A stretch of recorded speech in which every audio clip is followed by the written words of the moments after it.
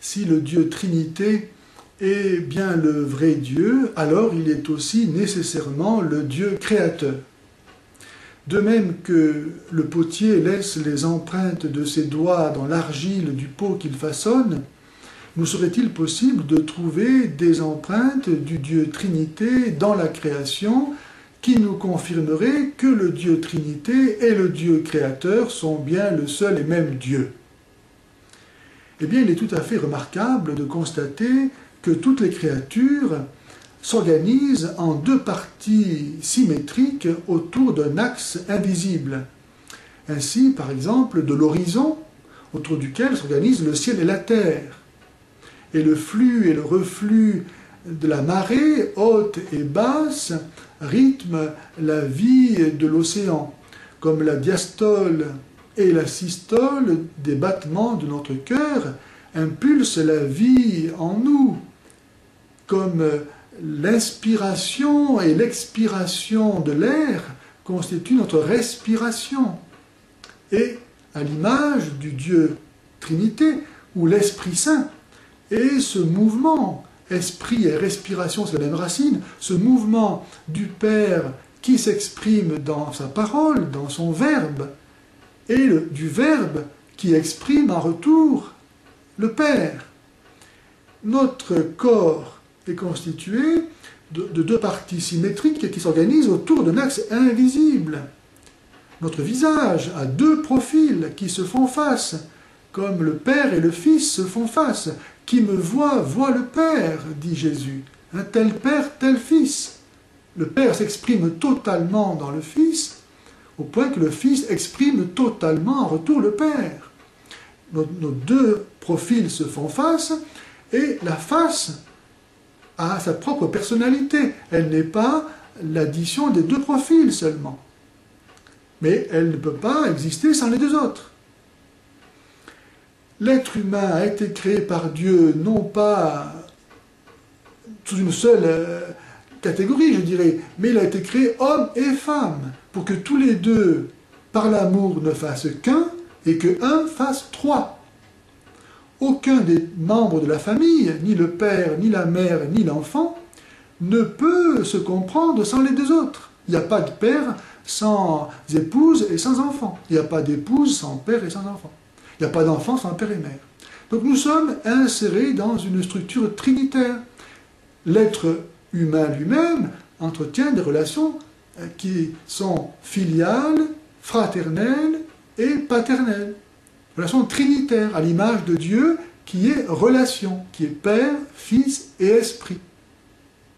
Mais la structure trinitaire de notre être ne s'arrête pas là. Notre esprit, à l'image de Dieu qui est esprit, est lui-même composé de trois facultés spirituelles que sont l'intelligence, la volonté et la mémoire.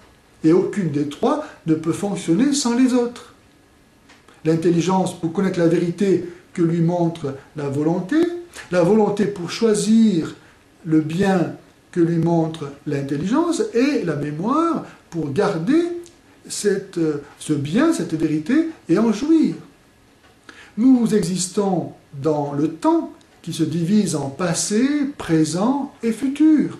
Nous sommes dans l'espace qui a trois dimensions et dont la perception nous est possible grâce aux trois plans perpendiculaires formés par les trois canaux semi-circulaires de l'oreille interne.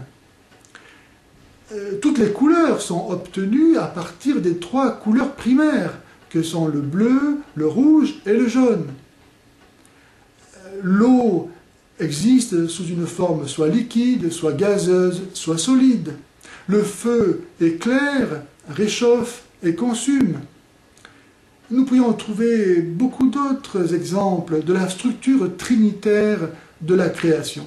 Mais, pour prendre un exemple encore, le nom divin en hébreu exprime cette structure trinitaire du vrai Dieu. Par exemple, la première lettre du nom divin, qui est un yod, qui est un point, pour exprimer donc la personne du Père qui est au commencement. Et c'est pourquoi elle est la plus simple. Donc on va l'exprimer par un point.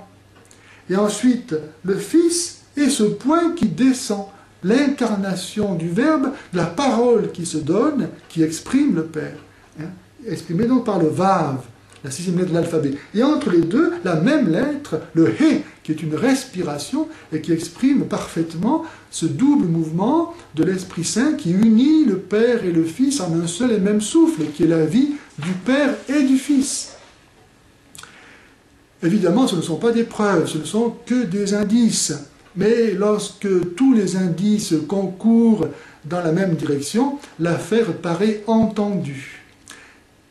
Déjà, dans l'Ancien Testament, cela a été perçu, par exemple, dans le livre de l'Ecclésiastique, au chapitre 33, au verset 15, il est écrit « Contemple donc toutes les œuvres du Très-Haut, toutes vont par pair en vis-à-vis. » Même livre, chapitre 42, versets 24 et 25, « Toutes les choses vont deux par deux en vis-à-vis, et Dieu n'a rien fait de déficient, une chose souligne l'excellence de l'autre, qui pourrait se lasser de contempler sa gloire. » L'Extrême-Orient avait perçu cela en divisant les créatures en yin ou yang, mais elle n'a pas perçu la troisième dimension de cette structure de la création. Comme je le disais, ce ne sont que des indices, mais lorsque tous les indices concourent dans la même direction, l'affaire paraît entendue.